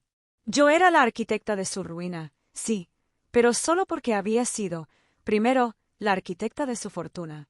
Y esa lección, trabada a fuego en la fría realidad de sus cuentas congeladas y su mansión embargada por papeles, era el único acuerdo que estaba dispuesta a aceptar. El verdadero giro llegó cuando la investigación bancaria reveló algo que ni yo misma esperaba. No solo había imprudencia en la gestión de Andrés, sino posibles delitos fiscales y movimientos vinculados a sociedades pantallas sin justificación clara. La red que él había tejido en su ambición por parecer más grande de lo que era, ahora se enredaba alrededor de su cuello. No eran simples errores de principiante. Era un patrón de negligencia deliberada, de atajos tomados en la sombra mientras él posaba a la luz. Mi abogado me citó en su despacho, una habitación minimalista que olía a café recién hecho y papel nuevo. Sobre su escritorio, una pila de documentos marcados con post-it amarillos esperaba. Podríamos ir más lejos si quisiéramos, dijo, sus dedos uniéndose en forma de pirámide. Incluso podríamos presentar cargos penales. La evidencia de desvío de fondos a esas sociedades ficticias es sólida. No solo te despojó a ti, estuvo a punto de defraudar a inversores y al fisco. Las palabras flotaban en el aire, pesadas y cargadas de un poder final. Podía hundirlo. No solo financieramente, sino llevarlo a un lugar del que quizás no saldría en años. Visualicé por un momento la escena, Andrés esposado, los titulares de prensa, el descrédito absoluto. Era una imagen que, en otro momento de rabia, tal vez habría anhelado. Pero la rabia ya se había sedimentado, convertida en algo más frío y duradero, la certeza. ¿Y si no quiero destruirlo por completo? Pregunté, mi voz sorprendentemente serena. ¿Y si solo quiero que nunca más pueda usarme ni usar lo que construimos juntos para hacer daño? Mi abogado arqueó una ceja, estudiándome. Esperaba una sed de venganza, la culminación lógica de todo el camino recorrido. Es un riesgo. Si no presionamos al máximo, podría intentar rearmarse más adelante. No lo hará, aseguré, no por fe en él, sino por el conocimiento de la jaula que acabábamos de construir. Y destruirlo no me reconstruye a mí. Solo convertiría su historia en la mía, y yo estoy harta de ser un personaje en el relato de Andrés. Tomamos una decisión estratégica, colaborar con las autoridades hasta el punto necesario para proteger mi nombre y mis bienes, pero sin empujar el caso al extremo más duro. Sería el freno de mano, no el choque frontal. A cambio, se negociaría un acuerdo donde Andrés asumiera la totalidad de las deudas contraídas de manera irregular, regularizara su situación fiscal ante Hacienda, lo que implicaba pagar multas sustanciales. Lo más importante, renunciara formalmente a cualquier pretensión sobre la mansión y otras propiedades que aún estaban en ese limbo legal. La mansión ya no sería suya ni mía, se vendería para sanear las deudas de la empresa que, irónicamente, llevaba su nombre. En otra época, habría intentado salvarlo de todo. Habría movido hilos en la oscuridad, habría firmado papeles comprometedores, habría asumido parte de la culpa con tal de proteger nuestro sueño. Habría creído que el amor significaba eso, anularse para salvar al otro. Esta vez, solo lo salvé de su peor versión. Le impidió convertirse en el delincuente que llevaba dentro, empujado por su propia arrogancia. Le di la oportunidad de tocar fondo, pero con una red de contención hecha de fría legalidad, no de mi silencio cómplice. Cuando se sentó frente a mí en la sala del mediador, ya no era el hombre arrogante de la mansión, sino alguien con ojeras profundas y trajes que empezaban a quedarle grandes. La chaqueta que una vez abrazó sus hombros con elegancia ahora parecía colgar de ellos. El aroma de su colonia caro había sido reemplazado por el olor neutro del estrés y las noches en vela. La habitación era anodina, con paredes beige y una mesa de madera clara que reflejaba la luz fría de los tubos fluorescentes. Nuestros abogados flanqueaban la mesa, pero el verdadero campo de batalla era el espacio de 1 metro que separaba sus ojos de los míos. ¿Esto te hace feliz, Valeria?, preguntó, con voz ronca, como si las palabras le rasparan la garganta. ¿Verme así? ¿Reducido a esto? Lo miré largo rato antes de responder. No buscaba una respuesta en sus ojos, sino comprobar si en aquella profundidad agotada quedaba un ápice del hombre que una vez amé. Solo encontré cansancio y una punzante incomprensión.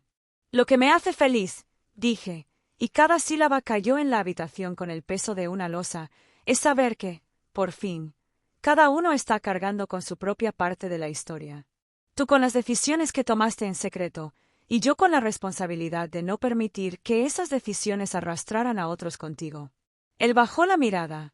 No hubo réplica, ni justificación. El silencio fue su única admisión de derrota. El mediador deslizó los documentos finales hacia nosotros. Eran la materialización de todo aquel año de planificación silenciosa, la cristalización de mi venganza convertida en justicia restauradora. Firmó los nuevos documentos con mano temblorosa. Observé cómo la pluma se movía, trazando su nombre con una curva insegura.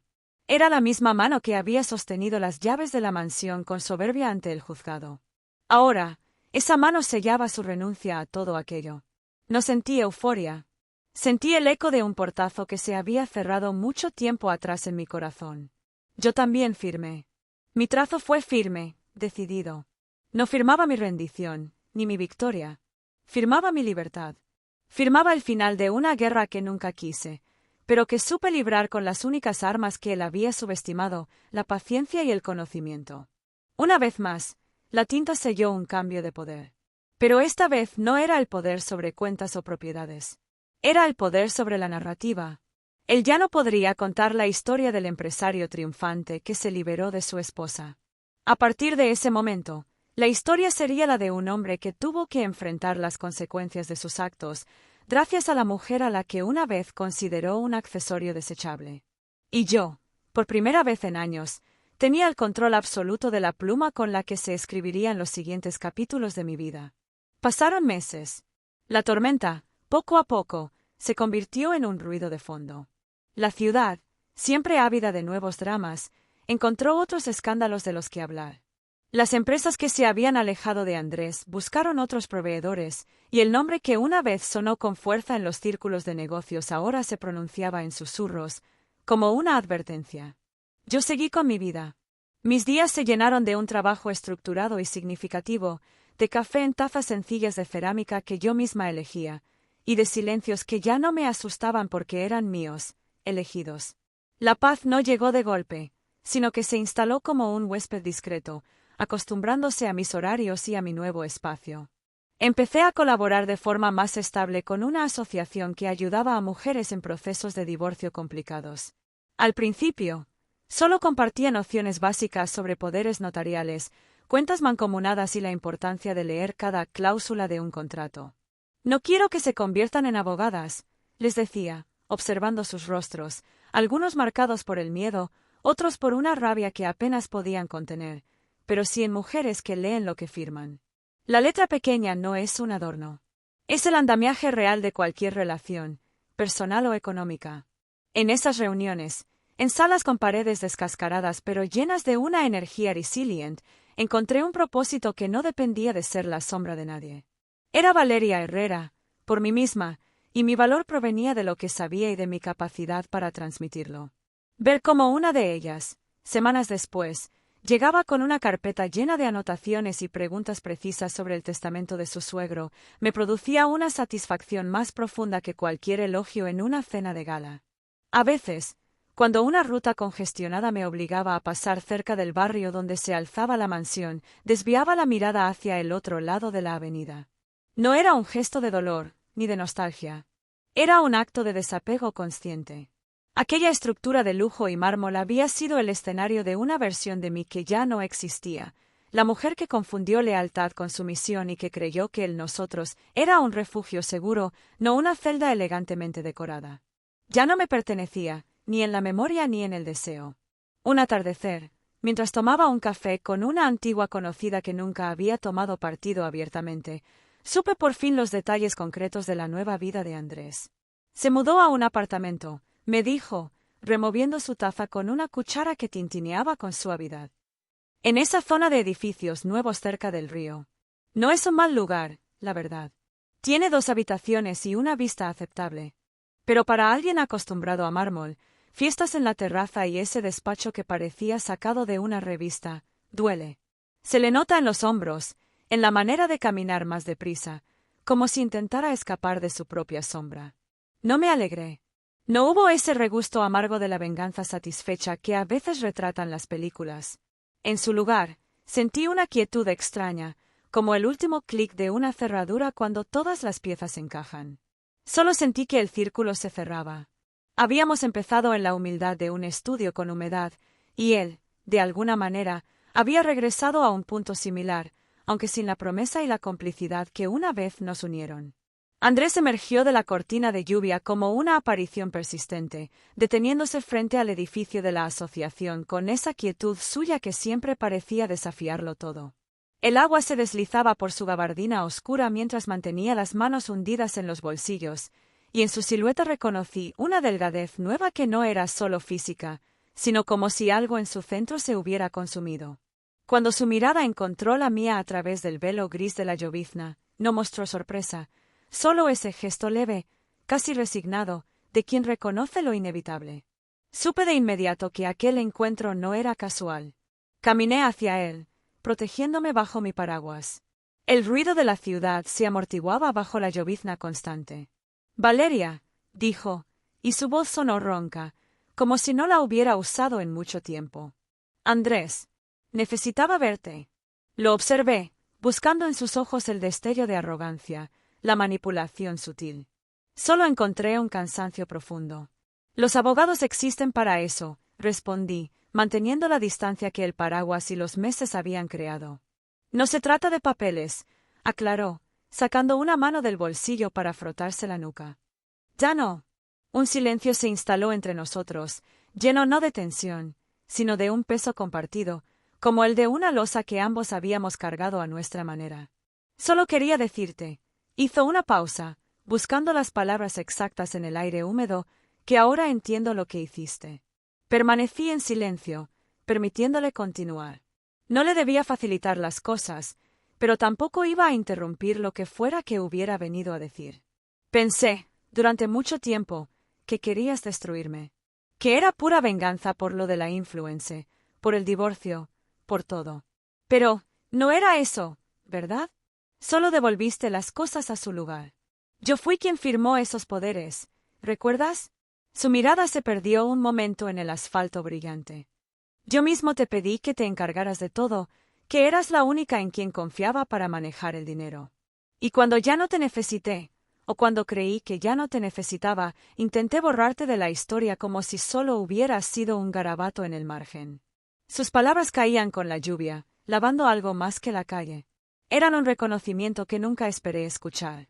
Lo único que lamento, continuó, y su voz bajó aún más, es no haber entendido antes quién era realmente el cerebro de todo. No el mío, el tuyo.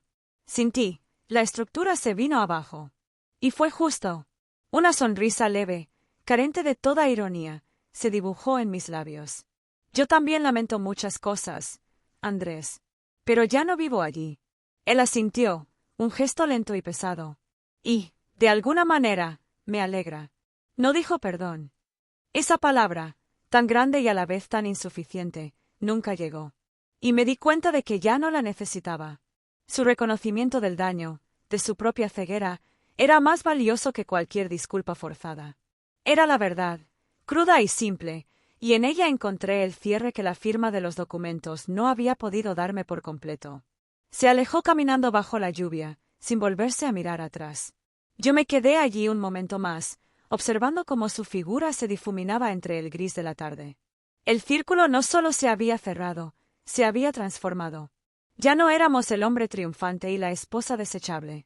Éramos dos personas que, desde lados opuestos de las consecuencias, habíamos entendido el precio de subestimar a los demás y, sobre todo, el precio de subestimarse a uno mismo.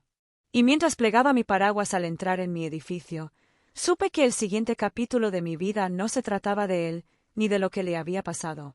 Se trataba exclusivamente de la mujer que había aprendido a construir su propio andamiaje, con cimientos que nadie podría volver a quebrantar. El reencuentro final entre nosotros no fue dramático. No hubo lluvia, ni gritos, ni portazos.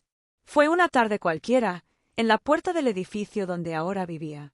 Yo volvía de una reunión con una pequeña empresa a la que asesoraba cuando lo vi esperándome, apoyado en la pared, con una carpeta en la mano. Su silueta, antes imponente, parecía haberse encogido, como si el peso de los últimos meses le hubiera robado no solo el dinero, sino también la arrogancia que solía sostener su espalda. «Necesitaba verte», dijo, y su voz tenía una textura áspera, como la de alguien que ha hablado demasiado consigo mismo. «Los abogados existen para eso», respondí, cansada, ajustando la correa de mi bolso al hombro. El gesto era un escudo, una pequeña barrera física contra la inesperada vulnerabilidad que emanaba de él. No se trata de papeles. Se veía mayor. No por los años, sino por el desgaste. Las patas de gallo en sus ojos se habían profundizado, no de reír, sino de fruncir el ceño ante facturas y notificaciones. Su traje, aunque limpio, ya no tenía el corte impecable al que estaba acostumbrado, le quedaba un poco holgado en los hombros. «Que ahora entiendo lo que hiciste». No respondí. Le permití que el silencio entre nosotros se llenara con el ruido lejano de la ciudad, con el zumbido de un semáforo, con el latido de mi propio corazón, que se mantenía tranquilo y constante. Ya no se aceleraba por él. «Pensé que querías destruirme», continuó, mirando la carpeta que sostenía como si no supiera muy bien cómo había llegado hasta allí. «Solo devolviste las cosas a su lugar». Alzó la mirada, y por un instante vi un destello del hombre ambicioso que una vez conocí. «Yo te pedí que te encargases de todo, y cuando ya no me servía, intenté borrarte de la historia como si solo hubieras sido un garabato en el margen». Sus palabras caían entre nosotros, lavando algo más que el polvo de la acera. Eran un reconocimiento que nunca esperé escuchar, un adiós mucho más honesto que cualquier firma en un juzgado. No eran disculpas, eran hechos. Y en su crudeza, encontré una especie de paz áspera, como la de una herida que finalmente cicatriza bien. Un silencio más profundo se instaló entre nosotros, un océano de cosas no dichas, de noches en vano, de sueños que se torcieron. No era un silencio incómodo, sino el silencio que sigue a una verdad largamente evitada. «Lo único que lamento», continuó, y su voz bajó aún más, hasta casi un susurro, «es no haber entendido antes quién era realmente el cerebro de todo». No era un gesto de triunfo, sino de aceptación. Él finalmente veía el andamiaje que siempre había estado allí, sosteniendo su mundo de fachada. Era una frase simple, pero encerraba un universo. Ya no vivía en esa mansión, pero tampoco en la sombra de su ego, en la prisión de sus expectativas, en el silencio cómplice de su desprecio. Mi hogar era ahora otro, construido con mis propias elecciones, con una soledad que era compañía y no vacío. Él asintió, un gesto lento y pesado, como si estuviera asintiendo ante el peso de su propia historia. El acuerdo final no estaba en un papel, estaba en este momento, en esta acera, en sus ojos cansados que por primera vez no me desafiaban, sino que simplemente me veían. Se alejó caminando, sin volverse a mirar atrás. Yo me quedé allí un momento más, observando cómo su figura se difuminaba entre el gris de la tarde, fundiéndose con la multitud anónima. Y mientras plegaba mi paraguas al entrar en mi edificio, un suspiro profundo y limpio escapó de mis pulmones. Supe, con una certeza que me atravesó entera, que el siguiente capítulo de mi vida no se trataba de él, ni de lo que le había pasado, ni de la ruina que una vez planifiqué con manos frías y corazón herido. Al subir las escalas hacia mi apartamento, no pensé en la mansión, ni en el dinero congelado, ni en su humillación pública. Pensé en la taza de té que me esperaba en la cocina, en el manuscrito de un libro que estaba escribiendo para mujeres que necesitaban aprender a leer las cláusulas ocultas de sus vidas, en el silencio de mis noches que ya no estaba roto por ansiedad o por la espera de alguien que nunca llegaba. Había ganado, sí, pero la victoria no sabía a dulce venganza, sino a una tranquilidad profunda y un poco triste, como la que sigue a una larga tormenta. Había recuperado mi nombre, mi paz, mi poder.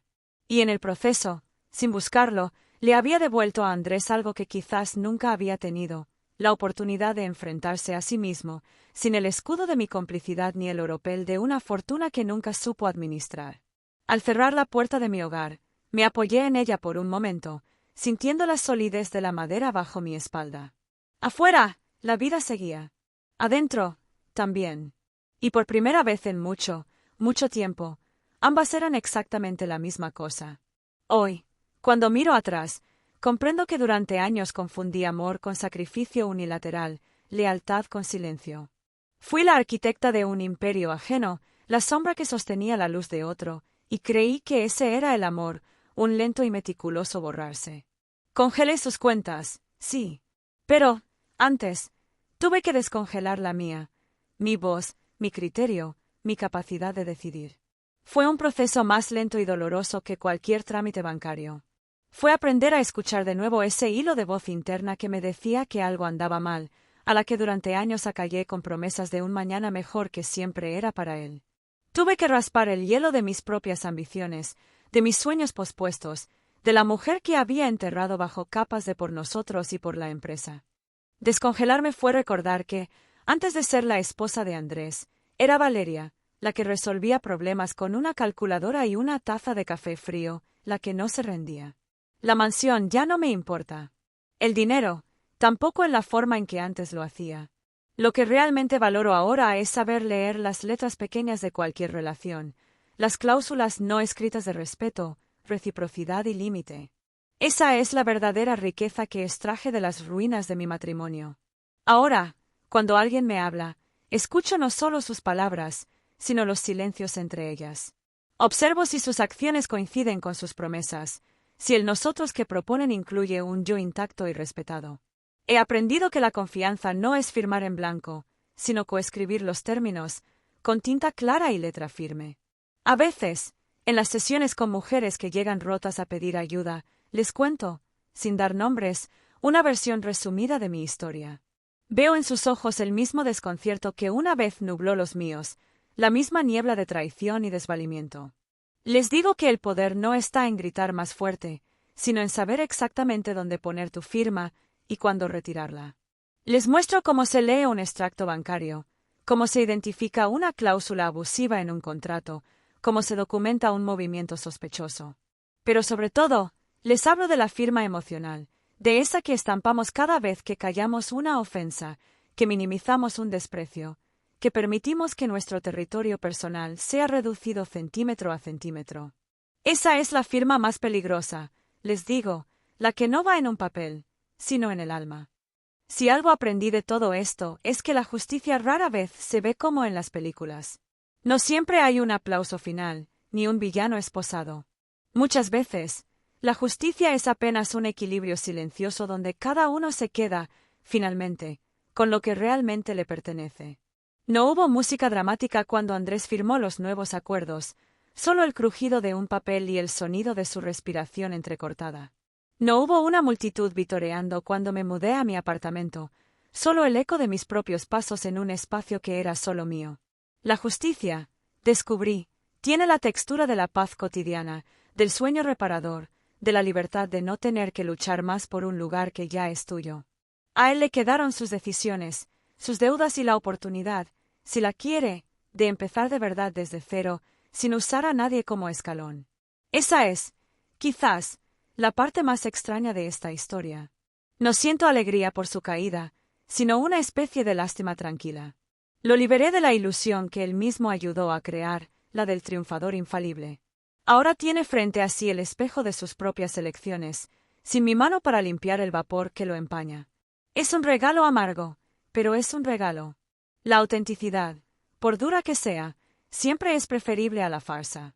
A mí me quedó algo que no estaba en ninguna escritura, la certeza de que nunca más firmaré mi propia desaparición, ni en papeles, ni en la vida. Esa certeza es el suelo firme bajo mis pies. Me acompaña cuando elijo un proyecto de trabajo, cuando decido pasar un sábado sola con un libro, cuando establezco un límite con una sonrisa amable pero inquebrantable. Es más valiosa que cualquier propiedad, porque es intransferible e inembargable. Es el patrimonio del yo recuperado.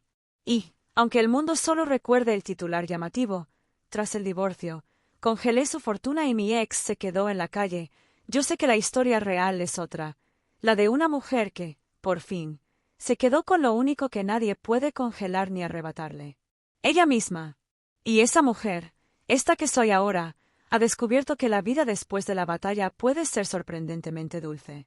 Mi victoria no se mide en la derrota de Andrés, sino en los pequeños triunfos de cada día. En el manuscrito que crece sobre mi escritorio, un libro donde enseño a otras mujeres a ser las auditoras de sus propias vidas.